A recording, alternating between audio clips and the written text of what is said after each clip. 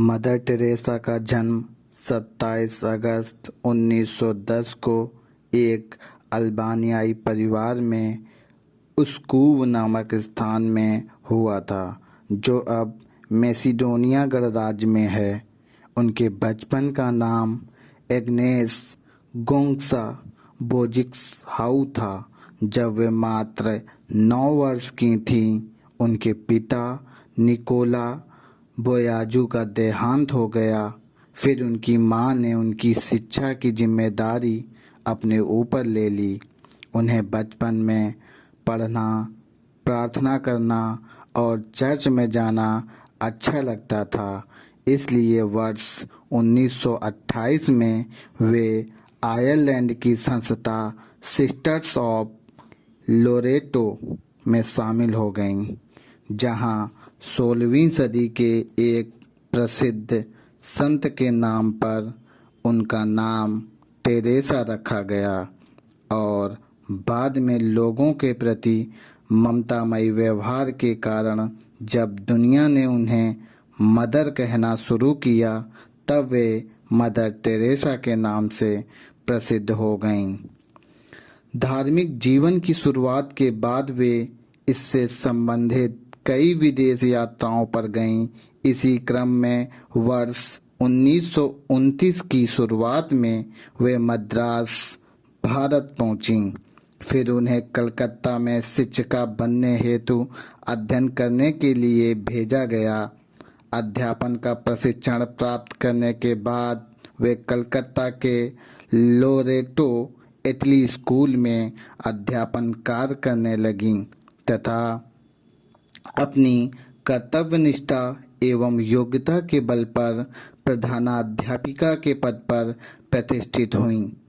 प्रारंभ में कलकत्ता में ही उनका निवास क्रिक लेन में था, किंतु बाद में वे सर्कुलर रोड स्थित आवास में रहने लगीं। वह आवास आज विश्व भर में मदर हाउस के नाम से जाना जाता है। अध्यापन कार्य करते हुए मदर टेरेसा को महसूस हुआ कि वे मानवता की सेवा के लिए इस पृथ्वी पर अवतरित हुई हैं। इसके बाद उन्होंने अपना जीवन मानव सेवा हेतु समर्पित करने का निर्णय लिया।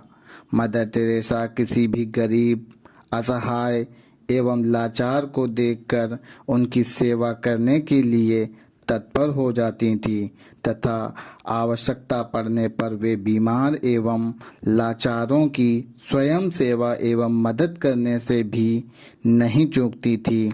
इसलिए उन्होंने बेसहारा लोगों के दुख दूर करने का महान व्रत लिया।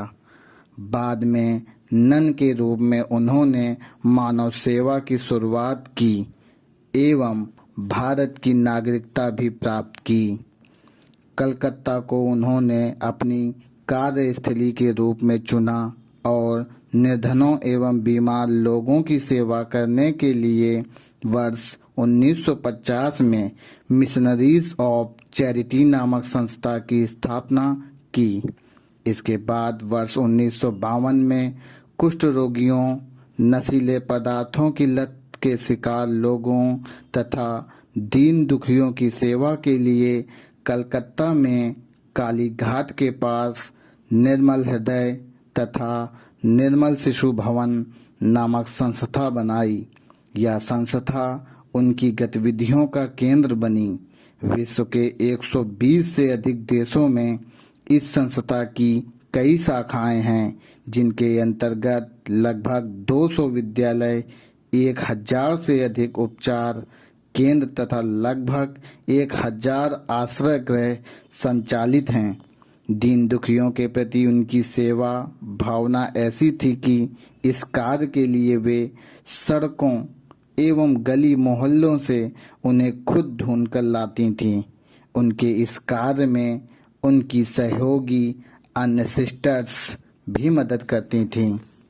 जब उनकी सेवा भावना की बात दूर दूर तक पहुंची, तो लोग खुद उनके पास सहायता के लिए पहुंचने लगे। अपने जीवन काल में उन्होंने लाखों दरिद्रों, असहायों एवं बेसहारा बच्चों व बूढ़ों को आश्रय एवं सहारा दिया। मदर टेरेसा को उनकी मानव सेवा के लिए विश्व के कई देश एवं संस्थाओं ने सम्मानित किया। वर्ष 1962 में भारत सरकार ने उन्हें पद्मश्री से अलंकृत किया। वर्ष 1973 में संयुक्त राज्य अमेरिका ने उन्हें टेम्पलेटन पुरस्कार से सम्मानित किया। वर्ष 1989 में उन्हें शांति का नोबेल पुरस्कार प्रदान किया गया। वर्ष 1980 में भारत सरकार ने उन्हें भारत रत्न से सम्मानित किया। वर्ष 1983 में ब्रिटेन की महारानी द्वारा उन्हें ऑर्डर ऑफ मेरिट प्रदान किया गया। वर्ष 1992 में उन्हें भारत सरकार ने राजीव गांधी सद्भावना पुरस्कार से सम्मानित किया। वर्ष 1993 में उन्हें यूनेस्को शांति पुरस्कार प्रदान किया गया। वर्ष 1997 में मदर टेरेसा को रैमन मैग्सेसे पुरस्कार प्राप्त हुआ। इन पुरस्कारों के अतिरिक्त भी उन्हें अन्य कई पुरस्कार एवं सम्मान प्राप्त हुए।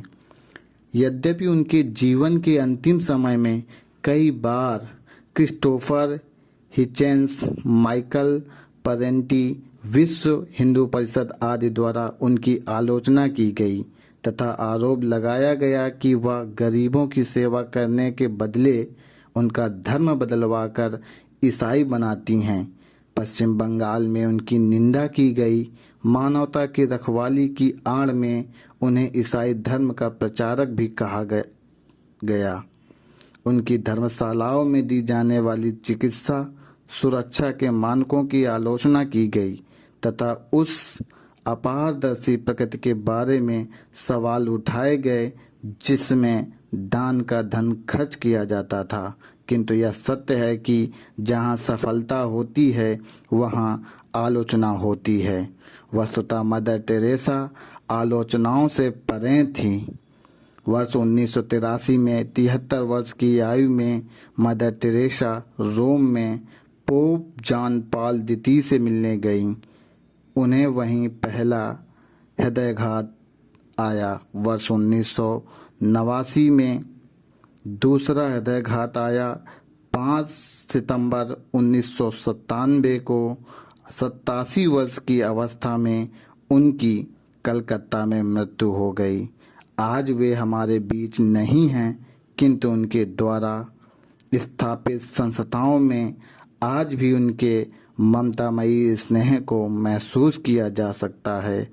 वहाँ होते हुए ऐसा लगता है मानो मदर हमें छोड़कर गई नहीं हैं, बल्कि अपनी संस्थाओं और अनुयायियों के रूप में हम सबके साथ हैं।